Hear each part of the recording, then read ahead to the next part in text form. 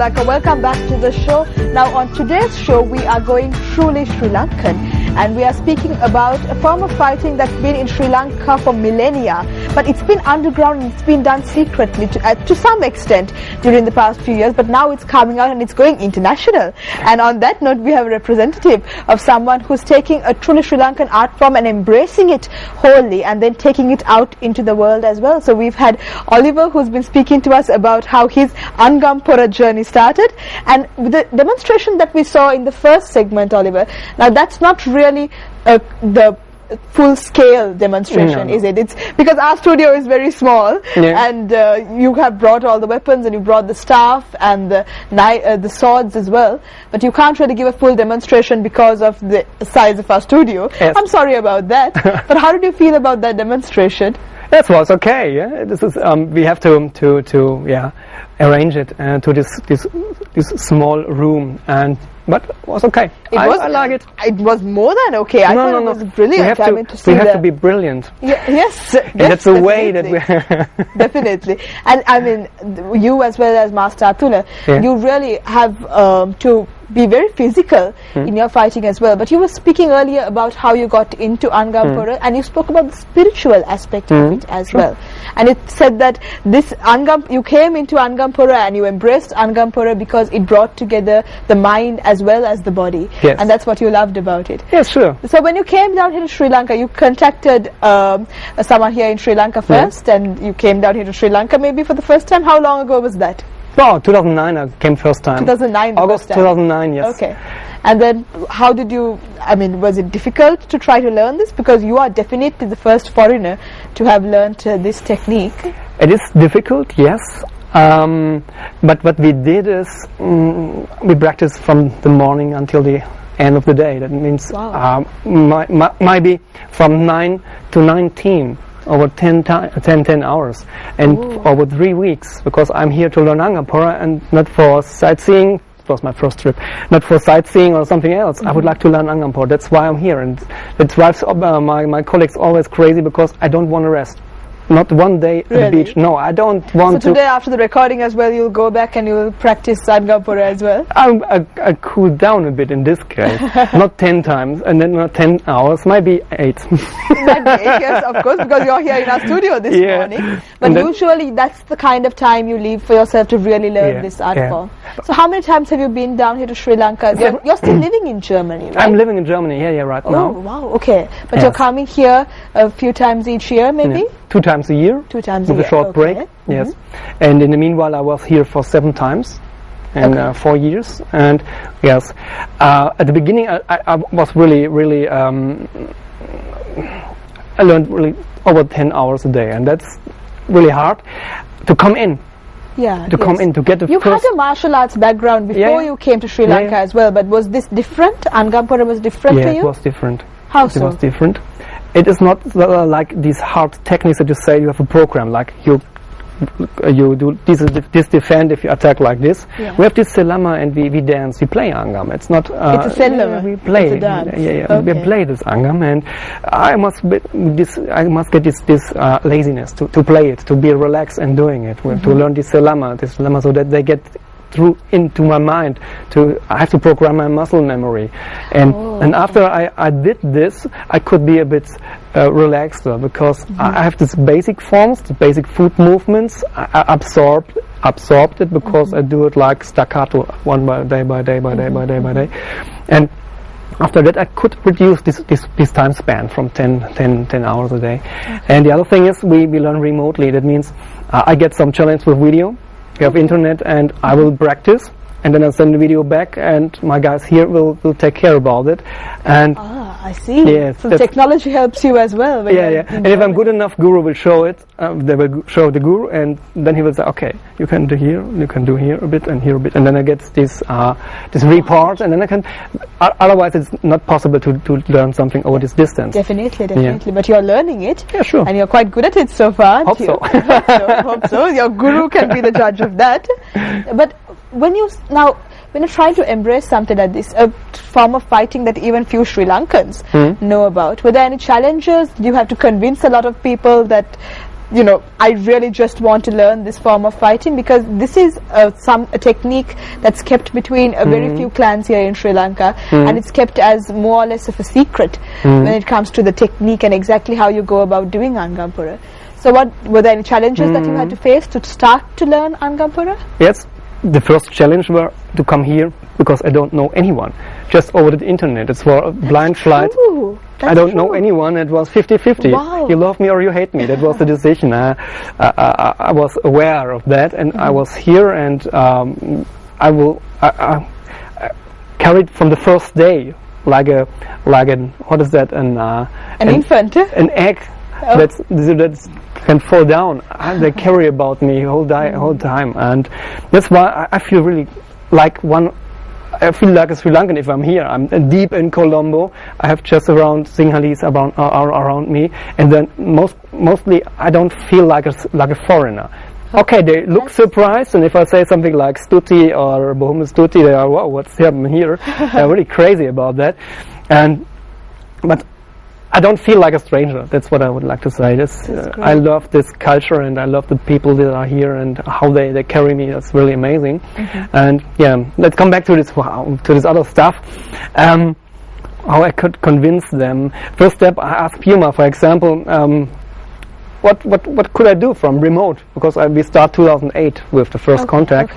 And what could I do remotely? And he told me some things. Yes, yoga is good, and you can do like pranayama and meditation, all this stuff. But the most important thing for warrior is stop eating beef and pork.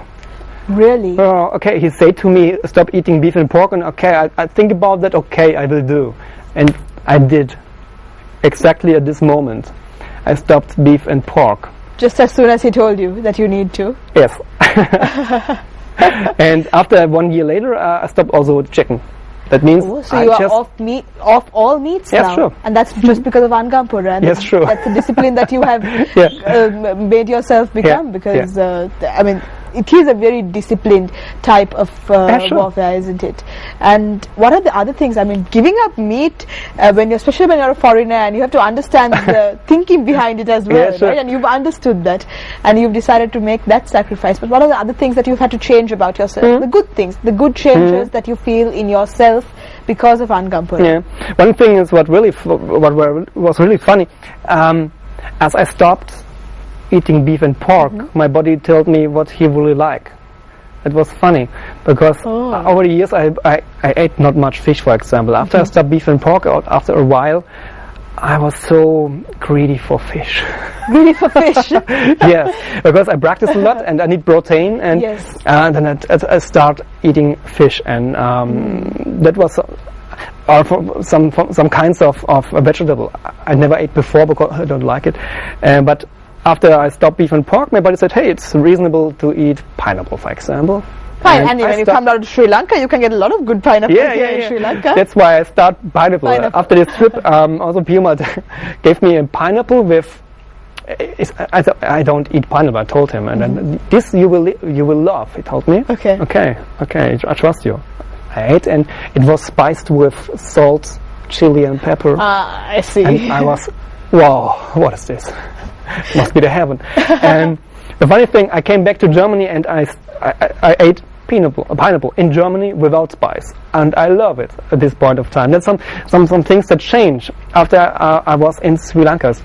Just an example, but there were lots of these moments that I really enjoyed, and they influenced my life in a positive way, and hey, that must be good. And you must be secretly Sri Lankan, I think.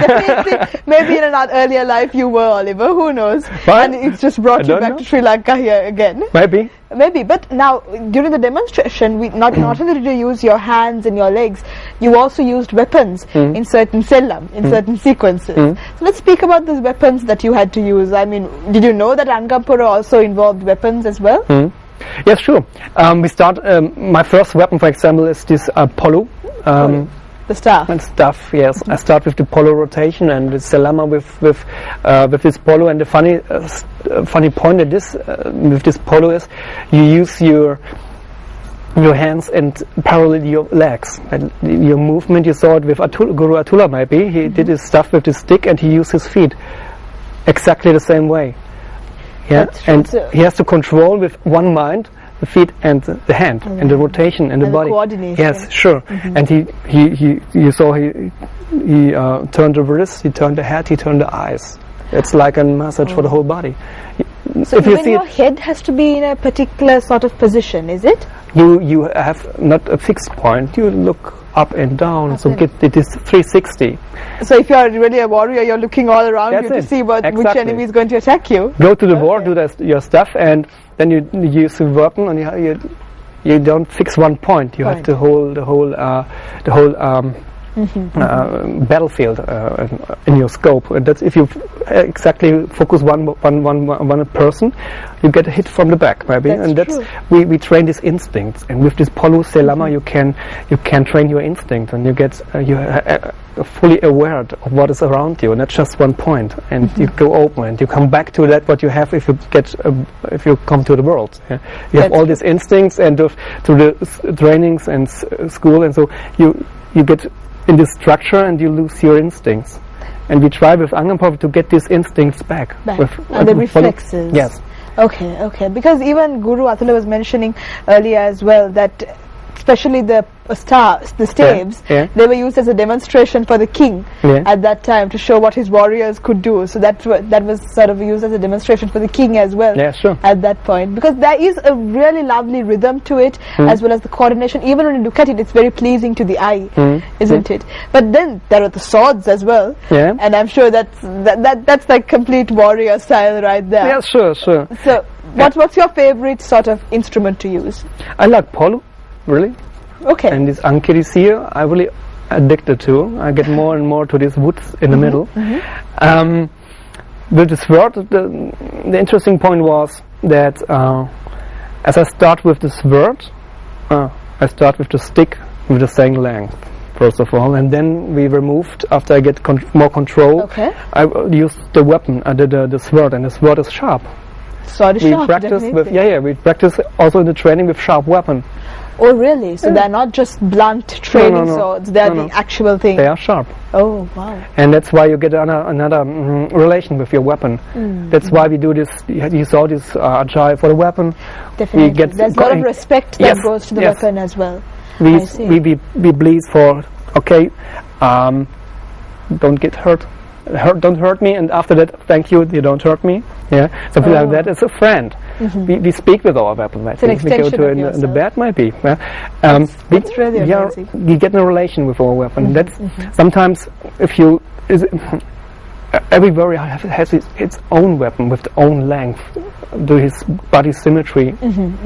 And sometimes if you use different weapon, you get in trouble because it's not you. You don't feel it. It's not your You friend. have to have your own weapon. Yeah, sure. It's So not- we've seen the demonstration so far. I'm going to interrupt you there because we have to go for a very short commercial break. But after we come back from break, we can speak about not only Oliver, but the fact that Oliver has some students that he has abroad as well, and he's been taking this ancient form of Angampora all over the world. So let's speak about that, but we'll be going for a very short break on Good Morning Sri Lanka. Stay with us. We'll be right back.